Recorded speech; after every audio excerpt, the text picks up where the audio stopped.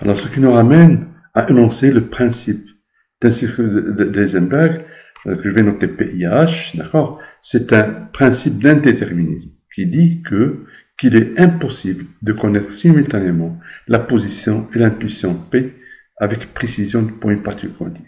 Pour une particule classique, c'est un déterminisme, c'est une théorie de déterminisme. X et P, ils sont déterminés par l'équation de Lagrange, d'accord? Mais pour une particule quantique, on ne peut jamais déterminer l'impulsion et la position avec une précision pour une particule quantique. D'où la relation d'Heisenberg qui est donnée par delta X delta P supérieur de l'ordre de H bar sur 2. Delta X est l'incertitude sur la mesure de la position, et delta P est l'incertitude sur la mesure de l'impulsion. Donc, en mécanique quantique, X et P jouent des rôles symétriques. On les appelle alors variables conjuguées.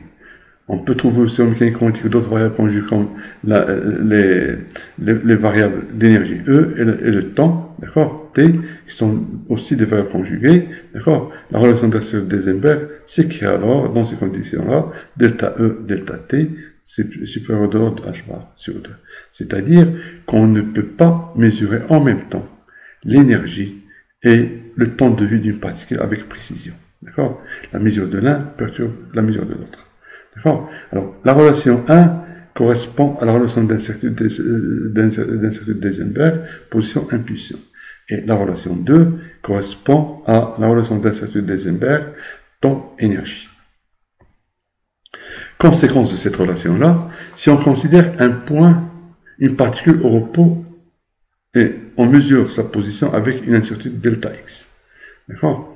D'après la relation d'incertitude d'Heisenberg, qu'est-ce que je vais avoir? Je vais avoir delta P qui est supérieur de l'ordre de H sur delta X. Alors, si je connais avec précision la position, d'accord, c'est-à-dire l'incertitude de mesure de X, elle tend vers 0. C'est-à-dire que delta P va tendre vers l'infini.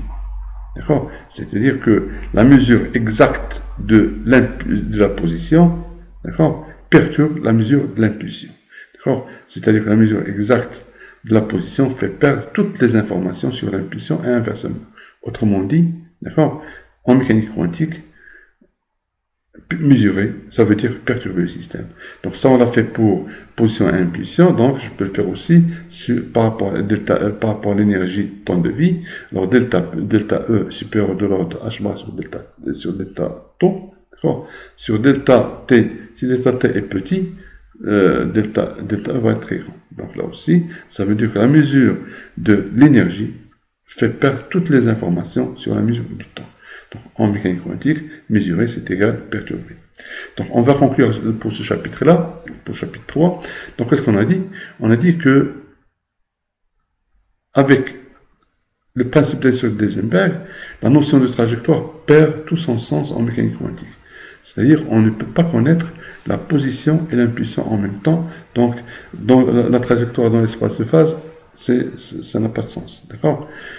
Mais, pour une particule macroscopique, les équations de Lagrange vont déterminer avec précision la position et l'impulsion. D'accord? Cette trajectoire est remplacée par une notion probabiliste, elle est remplacée par la fonction d'onde et par la suite d'une probabilité de présence qui décrit l'état quantique de la particule.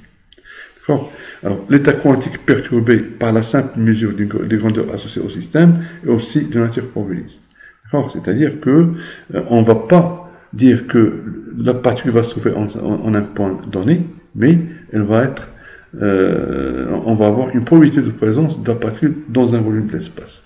Alors, cette probabilité de présence, elle est, ou bien la densité de probabilité de présence, ça va être quoi? Ça va être le module de la fonction, le module au carré de la fonction qui représente la particule. Je vous remercie.